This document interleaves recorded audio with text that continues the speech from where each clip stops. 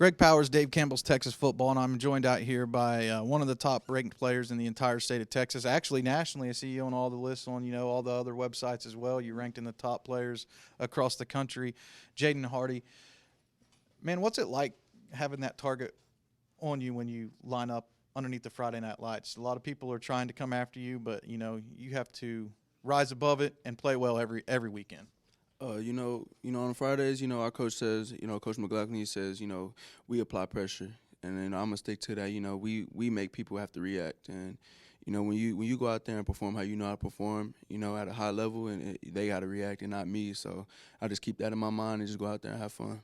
Big season last year. I think y'all went 4 rounds deep into the playoffs. You have state title aspirations. You have a team coming back this year that could win the state championship.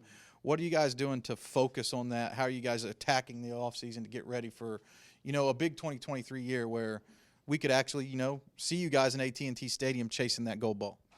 Preparing for this is a lot. We talk about building without leaving cracks. We got to make sure everything, from the ground up is, sealed off and good. From the floor to the ceiling, however you want to put it, we got to build our house and how strong our foundation can be to withstand the storms of each game and, whatever team we play. So we just keep working, try to work yourself, me versus me mentality, just every day come in and work, so you can be the best you so you can be the best team we can have.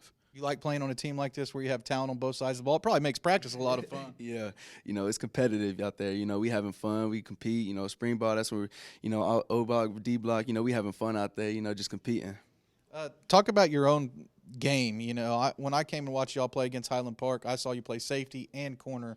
You were playing a little bit of all over the defensive backfield. I'm sure you could also play in that nickel spot as well. What do you feel like you're bringing to the table? Or is versatility maybe the name of your game? Yes, sir. That's my name of the game. I play offense. I do it all. I try to, make an impact to the game however I can. Be like, just the coach's weapon. He can put me anywhere to impact the game. So if that's at corner, I'll do it. Nickel, safety, that's whatever. I'm getting mostly recruited at nickel. Most of my film was there last year, but just I love playing everywhere. I think my IQ allows me to do that. And nickel's that spot now on the field that's really valuable. It isn't like the old days where nickel just comes out like sometimes. Yeah. Nickel's like a very important position on the field because you can cover and you can tackle, right? And I just want to make sure the fans understand that when we talk about that, today's college game is quite different than it was 10 years ago. We'd be here all day talking about all 25 of your offers. I don't want to get down that rabbit hole and talk about them all. I know that you're a guy that has a lot of opportunity. There are a few schools on that list that kind of jump out, and one of them that you're going to be taking a visit to coming up on the 29th is OU for Junior Day. What keeps the Sooners in the game? Why do you like OU? Coach Venables, and I know a few people that will go up there, and I'm real big on trust. Just about playing with people that I, have grinded with, and I have that off. I can trust them off and on the field because it's bigger than football at the end of the day. And you want to be around good, like-minded people, and I feel that vibe from OU, and just the culture, the brotherhood that they have there is amazing, and just seeing how they work, and it's something I'd like to be a part of. Going to be a busy weekend for you because the next day you're heading down to Baylor on the 29th. Really getting a trend with talking to recruits about Baylor. They really seem to like the culture there. Yeah, Coach Randa, he's real big on, person over player, just building me as a man, and that's big, having a coach that's going to look out for you more than football. And, their coaching staff, I do have 2 former players that from Lewisville that went there, Amani and Caden. So, just having that, like I said, that trust, that off the field and on the field, I love, having that type of environment. Future and former rivals, A&M and UT, they're going to be getting together again in the SEC as Texas makes that transition. Won't you give us a breakdown on what stands out to you about those 2 in-state programs as well?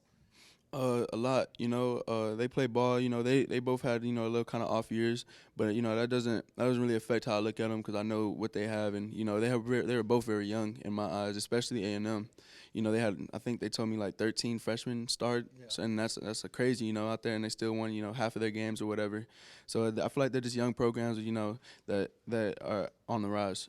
Nick Saban was through here. Alabama's a school on your list, and I know, as a top recruit, Alabama's one of those schools you can't dismiss. You got to take it seriously.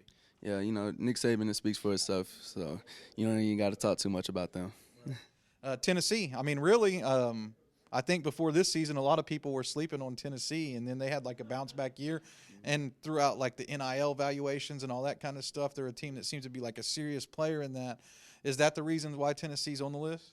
Oh, no, sir. My pops went there, through 87 through 91. You know, he was a all SEC linebacker there. You know, just the culture I went when I felt there. You know, they honored him as a legend of the game. One time I went back there and just hearing the crowd roar over his highlights, and I never heard a crowd roar that loud. So I feel like I set you up perfectly for that one. Who was your pops, and what have you learned from him throughout this process? Daryl Hardy. You know, almost everything I learned in football came from him. You know, from a young age, he was just coaching me. You know, just always kept me in it.